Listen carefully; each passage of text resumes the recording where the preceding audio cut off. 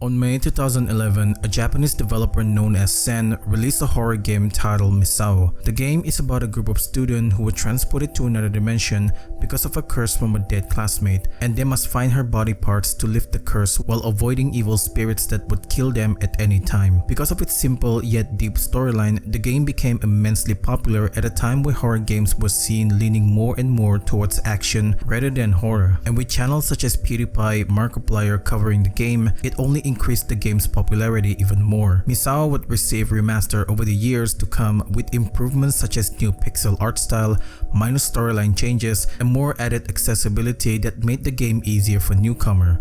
But even if the game received improvement, nothing could change the fact that Misao was originally a much darker horror game.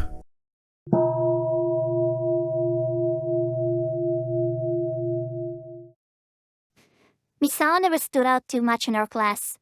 She was just a simple girl. 3 months ago, Misao went missing.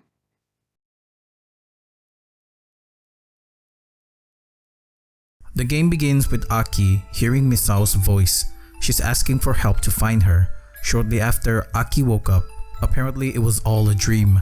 Realizing that she's gonna be late for school, she hurriedly put on her uniform. Here, we get to learn a bit more on what happened to Misao. Apparently, she has been missing for 3 months now.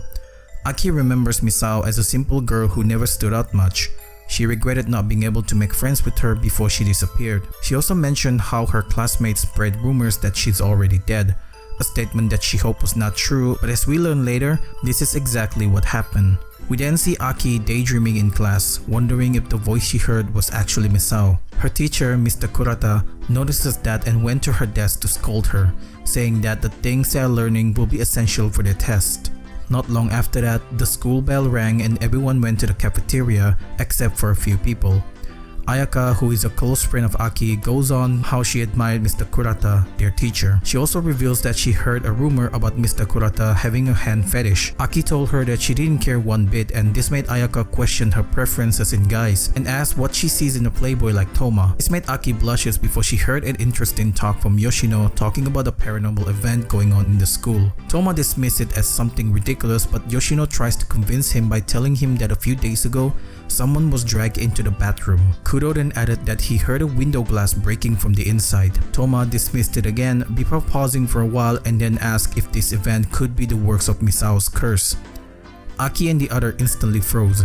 Kudo broke the silence by telling Toma to not play around, but Yoshino tries to convince them that the event could possibly be Misao, to which Toma replies that if this was really Misao, Yoshino would be the first one on the list of the people that she wanted dead, because she bullied her a lot. Saotome, who added nothing to the conversation except herself, flirts around with Toma. Toma then joke around, asking Misao to spare him and Saotome but kill the others if Misao is really putting out a curse. Suddenly, an earthquake happened and the light went off.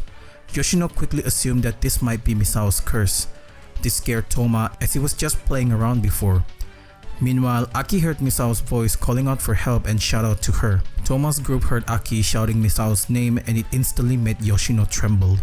Misao called out for the second time, and this time even more erratic than before.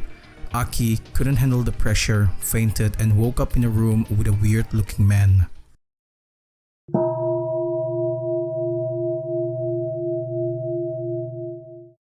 The man introduced himself as Onigawara, the student council president. He told Aki that after the earthquake, the school was sucked into another world because of a curse from a girl. Aki immediately knows it's Misao. As they were talking, someone came rushing in. Onigawara introduced this person as Miss Library, and she's the vice president of this school. Onigawara asked for a report on the situation, and in her own word, she described the place as, It's horrible! The place! It's messed up! And gunked up! And funked up! Seeing that they don't have any other way out other than appeasing Misao, Onigawara entrusts the task to save Misao's soul to Aki. Aki wondered how she's going to do it before Misao calls out again. She immediately understood what needed to be done. Before leaving, Onigawara told her that should she ever encounters any obstacle, Miss Library is there to help. It's not that hard to understand, but basically at this point, Miss Library would act as a guide for players, for hints, while Onigawara would serve as a saving point. Aki exits the student council room and explores the room next to her. The room is apparently the principal's office. She saw something under the vase and decided to inspect it, and then...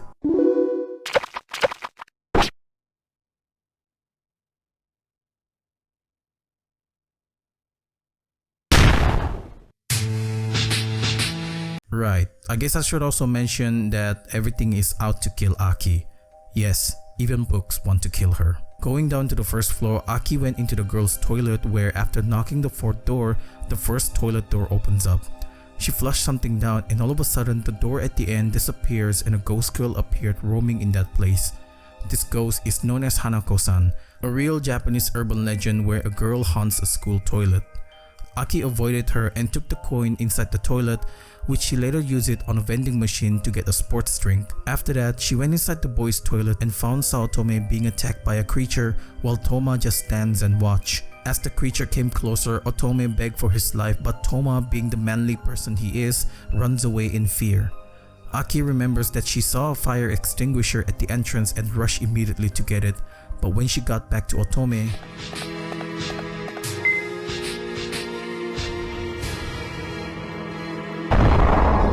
it was too late. The monster killed Saotome. Despite her classmate's death, Aki continues on. She went to the west side of the first hall where she heard the sound of a chainsaw. Quickly, she hid herself in one of the lockers that is conveniently in that place. Right on time, as soon as she hides, the man with the chainsaw appears, moving along the hallway. When the coast is clear, Aki resumes her exploration. She arrived in a science lab where she saw Yoshino strapped onto the table. She asked Aki to help her out, but given that she's a bully, Aki was hesitant to help her unless she promises to not bully people anymore. Yoshino agrees to that and Aki immediately begins working on freeing her. But then...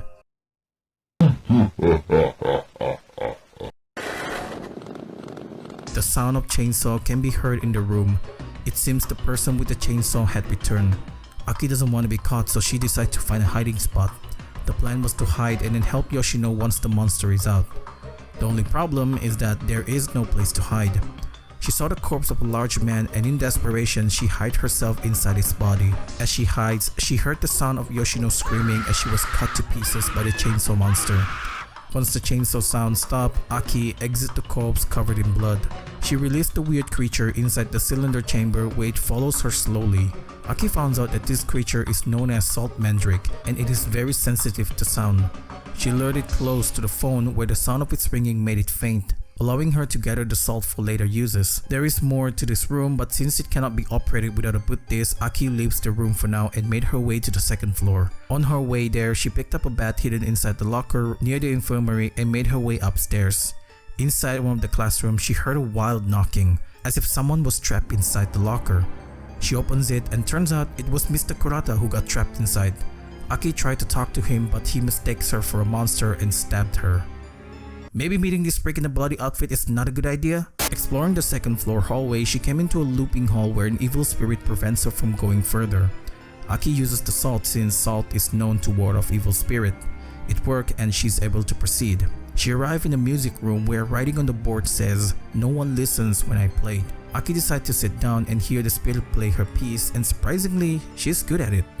The spirit thanked her for listening and handed her a locked chest. Since she can't open it, she decided to explore even more to find the key. On the third floor, Aki found the brave Toma shaking in fear. When he turned to see who came to see him, he was so shocked to see Aki covered in blood that he almost fainted like a true man. Aki then enlists his help to save Misao, but Toma didn't want any of it as he's convinced that this is Misao's fault and she should not be saved at all. Aki had enough of Toma that she threatened to leave him behind, to which the courageous Toma finally accepted her condition before.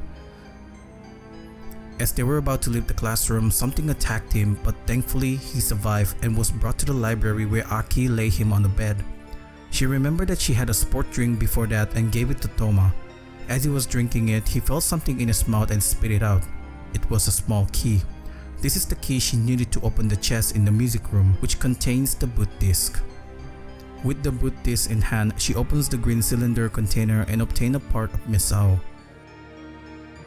heart. Aki then returns to the principal's room because she remembers that there is something in the flower vase that she needed. She destroys the flower vase and got an emergency key which unlocks the emergency exit in the second floor. This took her outside where she saw Kudo lying on the road. He told Aki that a monster attacked him and broke his leg. Suddenly, Misao's voice can be heard, and not just Aki this time who heard them, but Kudo as well.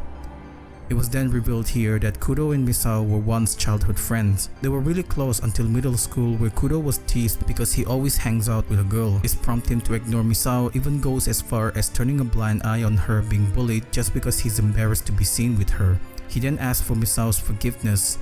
Misao then appeared in front of him, and this made Kudo happy because he's finally going to be with her. He confesses his love for her, but Misao stated that she never liked him and asked him to die. Shortly after that, a car appeared out of nowhere and hit him. It then crashes onto the first floor toilet, where inside Aki received another part of Misao, her legs. While exploring the first floor, Aki enters the teacher's lounge, and here she found Ayaka, who is busy checking on Kurata's desk for some love letter. Aki urged her to get out and find somewhere safe, but Ayaka refuses and wanting to look for more stuff on Mr. Kurata's desk. Aki had enough of her and leaves. Going outside, she found a well with water where she can wash herself.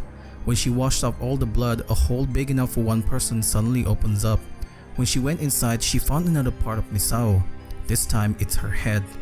Now that she's fully clean, Aki went to the second floor and frees Kurata from the locker. Kurata thanked her and explained that he passed out after the earthquake and woke up inside the locker. He then leaves before Aki could say anything. Aki noticed that Mr. Kurata dropped a key which opens his locker in the teacher's lounge. Returning to the teacher's lounge, she saw that Ayaka was not there anymore. Maybe she escapes? Either way, she opened Mr. Kurata's locker, and to her surprise, she found a part of Misao, her brain. Aki explored a bit more and enters the infirmary room where she saw Ayaka and Mr. Kurata. Ayaka seemed speechless for some reason, so Mr. Kurata had to explain that she was attacked by monsters, but it's gonna be alright since he will protect her. Mr. Kurata then asked for Aki to find his tranquilizer in his desk so that he can use it to calm Ayaka down. Aki obliged and went to get it, but when she got there, she couldn't find any tranquilizer at all. Puzzled by this, she returned to the infirmary to inform Mr. Kurata, but upon entering, she saw Ayaka and Mr. Kurata on the floor. Mr. Kurata explained that he is injured because he tried to protect Ayaka from the monster but failed, and that led to her death. He then handed her a part of Misao. This time, it's her hand. He explains that the day Misao went missing, she had something to say to him, but because he was busy, he didn't have time for her. On the floor in the first floor hallway, Aki found a drawing of the seats in the class where it was marked A, B, and C. Something must be put here. She went into one of the classroom and put a vase on the exact same spot as the drawing she saw before. Instantly, she understood what needed to be done. Aki went to the library and got the white lily flower so she could put it on the vase. She did this 3 times before she heard a voice asking her to come to the rooftop. When she got to the rooftop, she saw a chest in the middle and opens it. Here, she found the last part of Misao, her eyes. With all 6 parts of Misao had been found, Aki went to the altar outside and presented each of her parts on the table, but nothing happens. Confused by this, she went to see Onigawara to see if he knows what happened. Onigawara explained that even though she had collected all the parts, they still needed one last sacrifice. Aki offered herself to be the sacrifice, but Onigawara told her that that's impossible because Aki was out to save her, and it didn't make sense for Misao to hate her when she's going out of her way to save her soul. Onigawara mentioned that there's 2 others that are still alive, so she had to make a choice. After thinking about this thoroughly, Aki decided to sacrifice Mr. Kurata since she knows that Misao loved Toma, so she wouldn't want anything bad to happen to him. With a mighty swing of her bat, Aki cold-bloodedly kills Mr. Kurata. She then went back inside the altar and interacted with the lamp-like thing in front of her. Suddenly, the place is engulfed in white light and Misao stood in front of her. She then thanked Aki for finding her and then disappeared. With the curse being lifted, the school returns to normal. Aki returns to the classroom, but for some reason she's transparent and Misao was alive. Turns out she was looking into a flashback from Misao's point of view. The flashback shows Aki how badly Misao was bullied. Yoshino purposefully revealed the class that Misao is in love with Toma. It then shows how Misao was humiliated when her text for Toma was revealed and posted on the school board.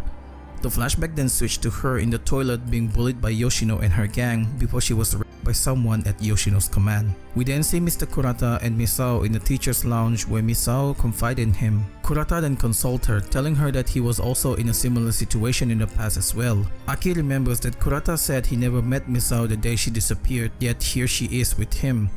Suddenly, it became clear why Mr. Kurata lied. Kurata started touching Misao's hand and out of nowhere kisses her hand. This freaks out Misao, who then tries to escape the room, but Kurata had already anticipated that. He then tries to rape her and after that kills her in the toilet and dismembered her body part. The flashback ended with Toma realizing what had happened to Misao and feeling guilty about it, he apologized to her. Aki then reassured him that even if he did something unthinkable, in the end it was not his fault. At the end of this, Aki visited the student council room to thank Onigawara for what he did, but when she got there, it was not him that greeted her. In fact, nobody even knows who that person is. This left Aki with a lot of questions, not just questions on what happened to Onigawara and Miss Library, but also questions as to why no one remembers her dead classmates. Suddenly, Misao's spirit appeared behind Toma and the game ended there.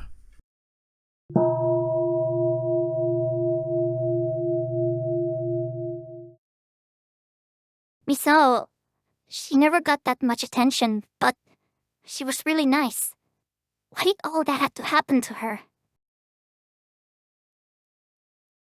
The truth story opens up with a flashback from Aki where she lost her contact lens. Misao, being the kind girl she is, decides to help her find it.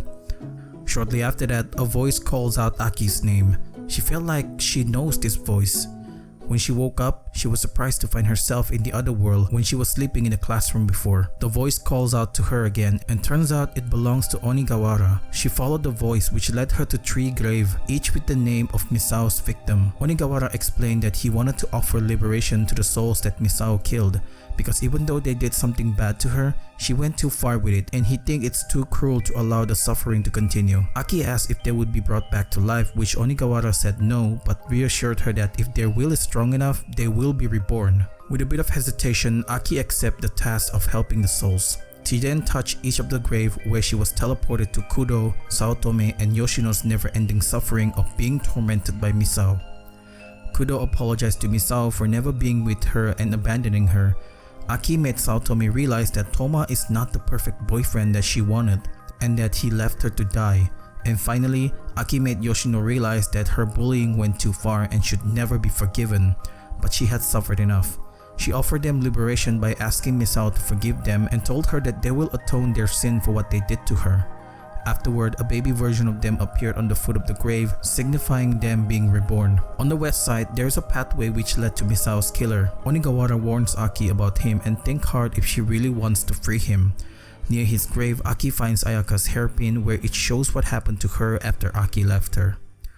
It seems that Mr. Kurata killed her because she found out that Kurata was keeping Misao's body part. He initially tries to negotiate with Ayaka, asking her to not talk about this incident, but Ayaka accidentally said no and Kurata took it as an act of defiance towards him and kills her.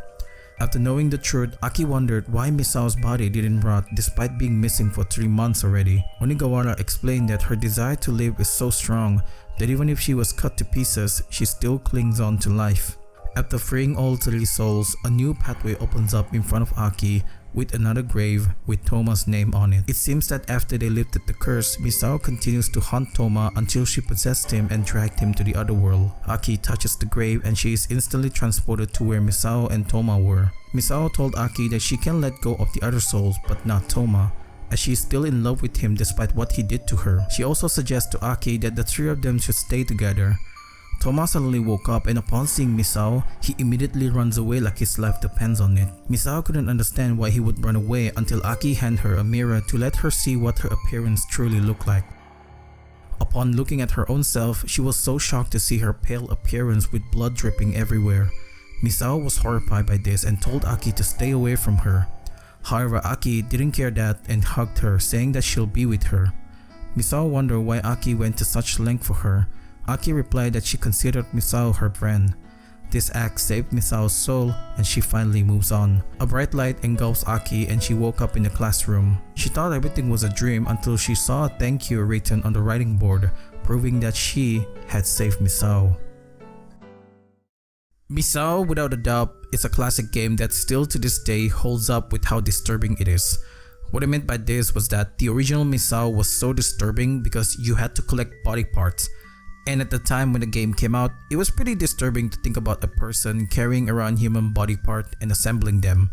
The remaster changes that, so instead of collecting body parts, you're collecting her belongings instead.